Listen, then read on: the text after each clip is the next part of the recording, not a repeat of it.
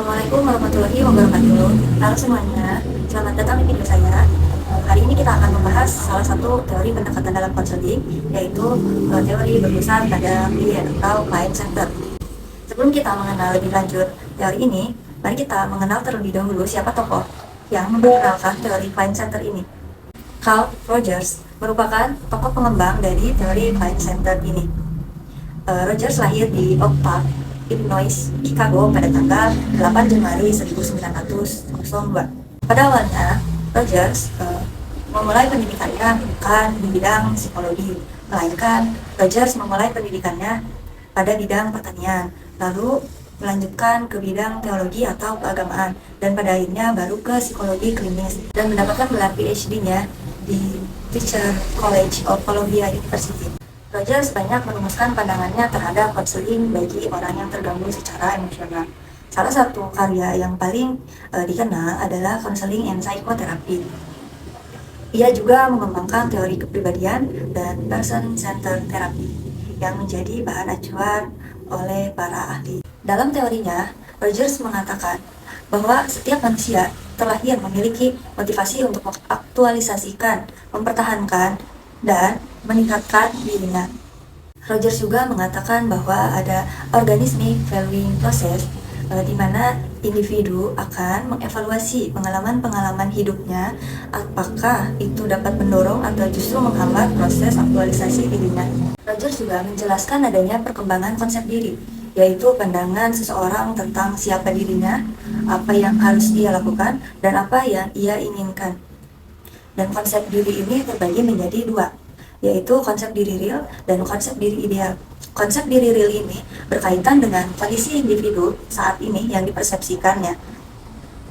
Dan sedangkan konsep diri ideal yaitu berkaitan dengan kondisi individu yang diharapkan ada pada dirinya atau dalam diri individu. Rogers menjelaskan pada perkembangan kepribadian pada masa anak-anak ini sangat membutuhkan positive regards, seperti penerimaan, dan persetujuan dari orang lain, terutama dari orang tua mereka.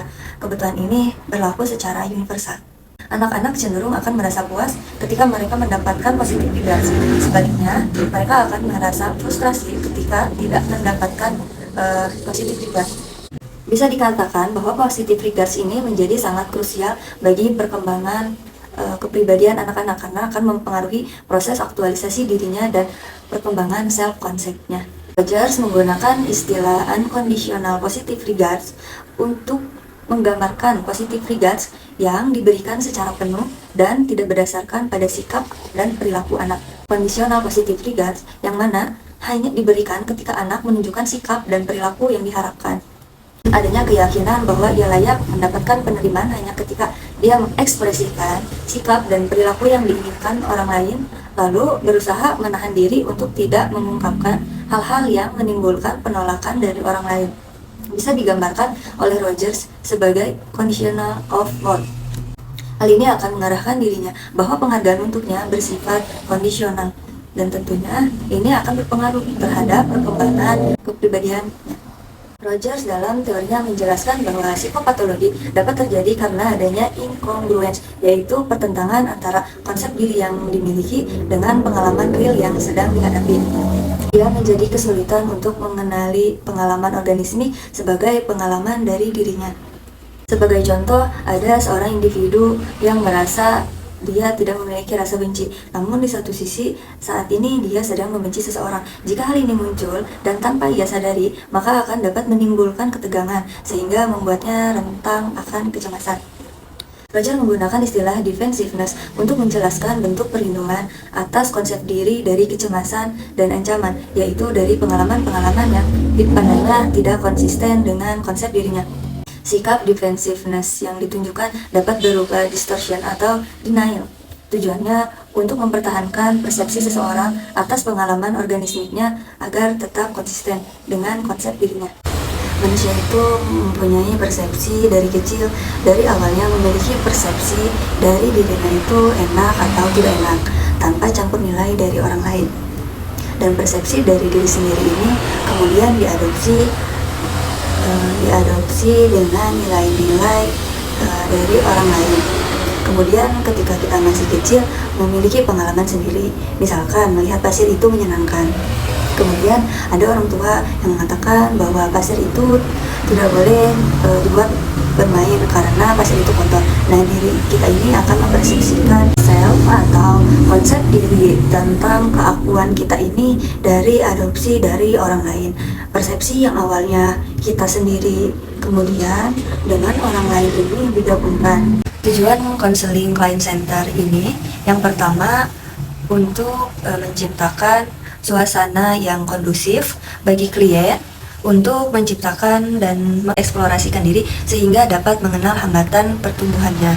Yang kedua, membantu klien agar dapat bergerak ke arah keterbukaan, kepercayaan yang lebih terhadap dirinya, keinginan untuk menjadi pribadi yang mandiri, dan meningkatkan spontanitas hidupnya.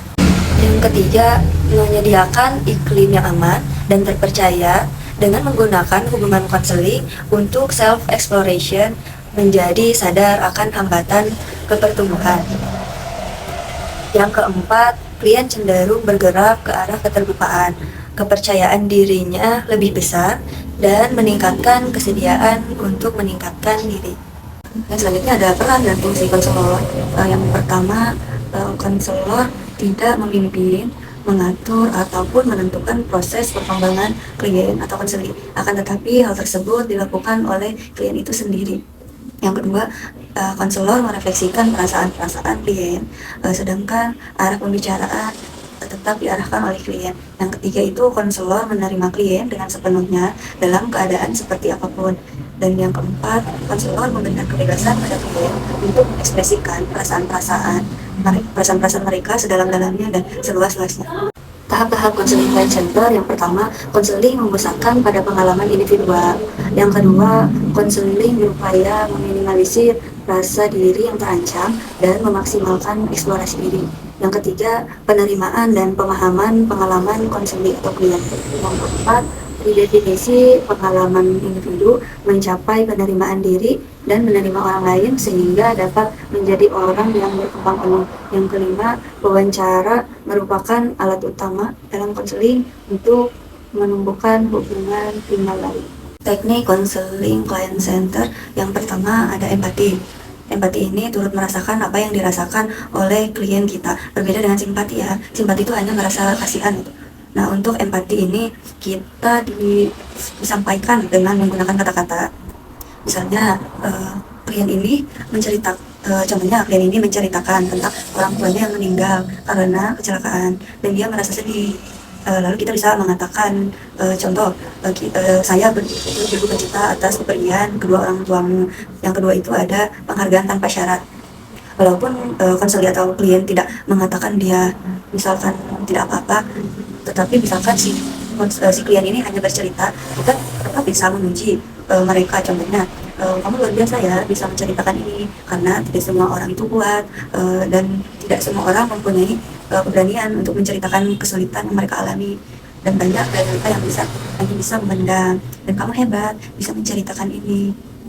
Yang ketiga ada refleksi, yaitu konselor menyimpulkan kembali, misalkan kamu itu merasa sedih ya karena akibat kecelakaan itu kamu kehilangan kedua orang tuamu.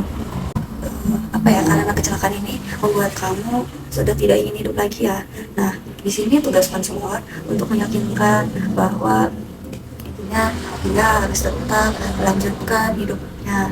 Kelebihan dari teori ini, yang pertama itu konseling merasa aman dapat mengekspresikan dirinya secara penuh, dan yang kedua itu perspektif lebih optimis dibandingkan psikoanalisis. Yang ketiga itu efektif digunakan untuk meningkatkan yang pertama penerimaan diri, cocok untuk anak introvert, perfeksionis ataupun korban kekerasan. Yang kedua ada peningkatan keterampilan tentang misalkan masalah akademik, sakit yang menakut atau toilet cup. Dan yang ketiga itu ada kontrol emosi, yaitu agresif atau kebiasaan menggigit jari, kehilangan orang yang disayang, ketakutan, dan trauma.